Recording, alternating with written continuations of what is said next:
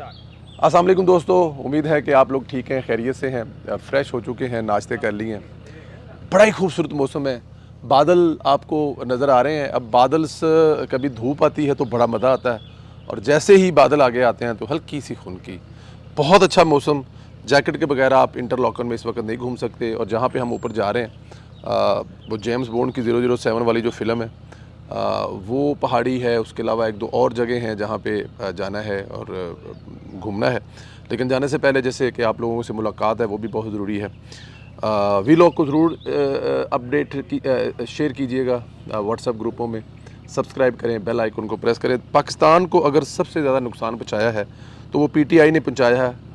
कई तरह से उन्होंने मुल्क का नुकसान किया, जिसमें सबसे ज़्यादा टीटीपी को सूबे में स्पेस देकर किया गया। ये एक वो नुकसान है जिसके ऊपर हम चीखते रहे, चलाते रहे, लेकिन इमरान खान साहब मार्केटें बना के देना चाहते थे, घर बना के देना चाहते थे, पता नहीं क्या क्या दफ्तर खोल के देना चाहते थे, पता नहीं क्या क्या करना चाहते थे।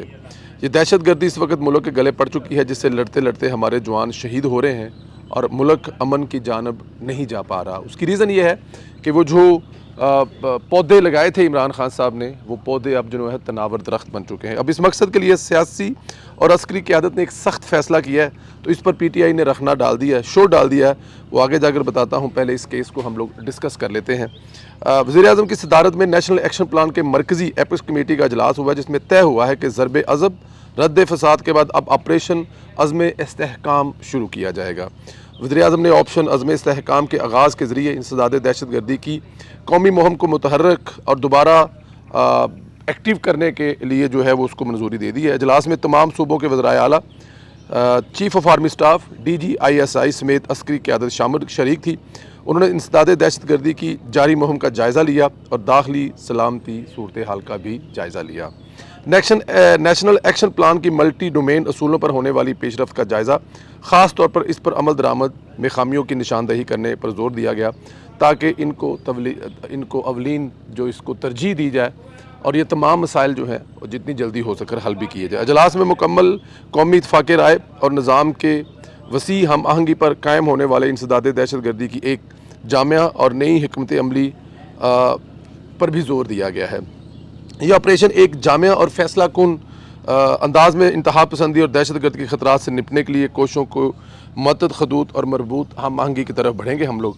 इसमें कोई शक नहीं है, ये चीज़ें अब हमें करनी पड़ेंगी। अगर आप ये चीज़ें नहीं करते तो पहले ही हम बड़े लेट हो चुके हैं। मज़ीद अगर हम लेट होते हैं तो उसके नुकसानात जो है वो मेरे ख़्याल में आपके सामने हैं कि आगे जाके क्या नुकसान होंगे।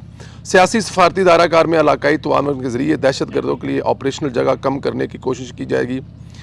मुसल्लह फ़वाज की तजदीद भरपूर मुतहर्रिक कोशिशों को तमाम कानून नाफज करने वाले अदारों की मुकम्मल हमायत से बढ़ाया जाएगा, जो दहशतगर्दी से मुतल्लिक़ा मुकदमात की मौसर कार्रवाई में रुकावट बनने वाले कानूनी खला को दूर करने के लिए मौसर कानून साजी के ज़रिए बाख्तियार होंगे।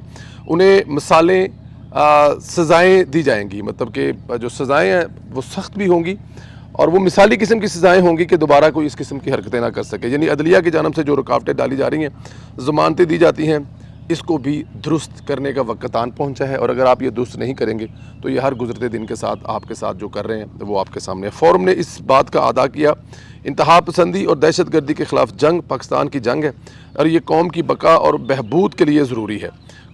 फोरम ने फ़ैसला किया है कि किसी को बग़ैर रायत के रियासत की रिट को चैलेंज करने की इजाज़त भी नहीं दी जाएगी। फोरम ने पाकिस्तान में चीनी शहरियों के लिए फुल प्रूफ सिक्योरिटी को यकीनी बनाने के इक़दाम का भी जायज़ा लिया है। वज़ीर-ए-आज़म की मंजूरी के बाद मुतल्लिक़ा महकमों ने नए अंडरस्टैंडिंग ऑपरेटिंग प्रोसीजर SOPs जारी किए हैं, जिससे पाकिस्तान में चीनी शहरियों को जामिया सिक्योरिटी की फराहमी को यकीनी बनाया जाएगा।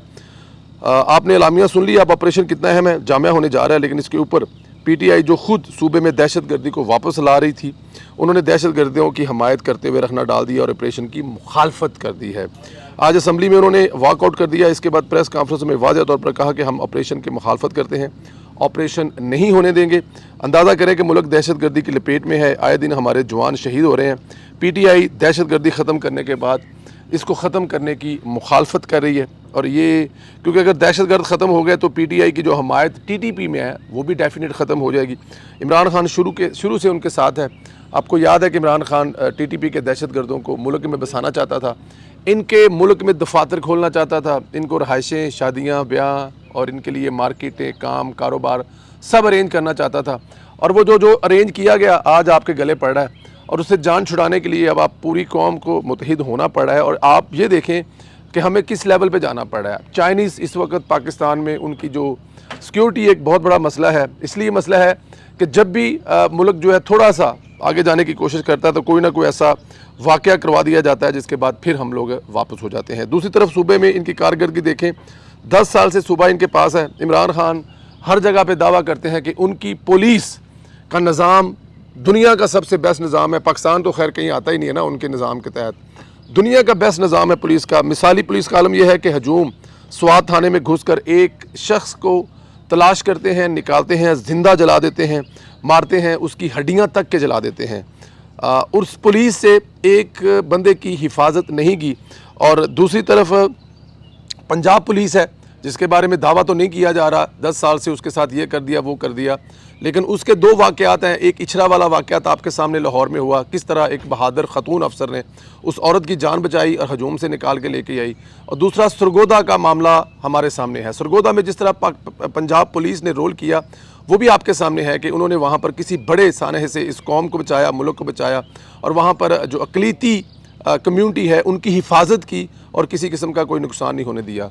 तो सिर्फ फेसबुक और ट्विटर पर आप मिसाली पुलिस ले लें, मिलियन ट्री ले लें, आप जो पेशावर की मेट्रो है उसको ले लें, कोई भी ले लें, वो सारा कुछ आपको सिर्फ सड़कों पर किताबों में नज़र आएगा, ट्विटर पर नज़र आएगा या इमरान खान की तकरीरों में नज़र आएगा।